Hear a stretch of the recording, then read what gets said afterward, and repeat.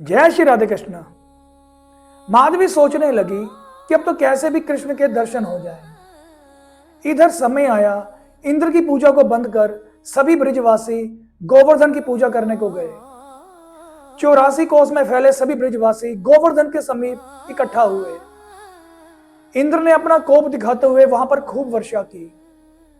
7 वर्ष के ठाकुर जी ने 7 कोस फैले लंबे चौड़े गोवर्धन पर्वत को 7 दिनों तक अपने बाएं हाथ की अनामिका पर धारण कर लिया।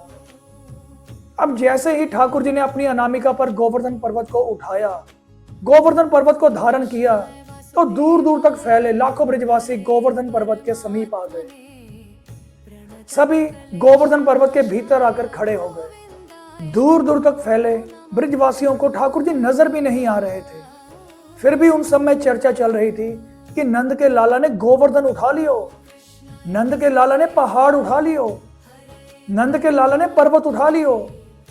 जब यह चर्चा माधवी के कानों में पहुंची तो वो सोचने लगी कि इन सब ब्रिजवासियों के साथ शायद मुझे भी मौका मिल जाए ठाकुर जी के दर्शन का।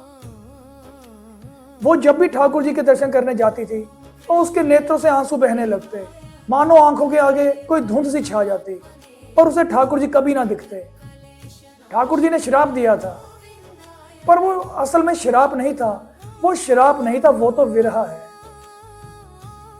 अब जब भी माधवी ठाकुर जी के सामने जाती तो कभी उनको देख ना पाती। अब सोचने लगी कि वो सब ब्रिजवासियों के साथ दर्शन करने जाएगी तो शायद उसे भी मौका मिल जाए ठाकुर जी के दर्शन का, शायद वो भी देख पाएगी।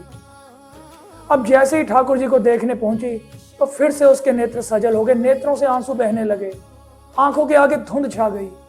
वो दोनों हाथों से अपनी आंखें मीटने लगी, मीट कर उसने अपनी आंखें लाल कर ली, पर वो ठाकुर जी को ना देख पाई।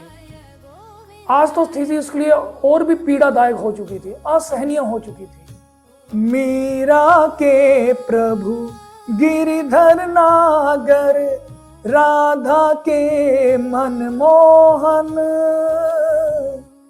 राधा नित श्रृंगार करे और मीरा बन गई जोगन।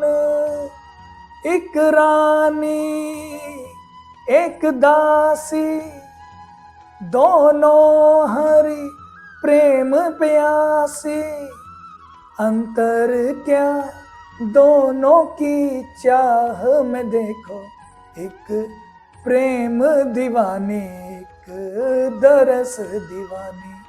और अगर आपको मेरी ये वीडियो अच्छी लगे तो कमेंट में राधे राधे जरूर लिखिएगा। जय श्री राधे कृष्ण।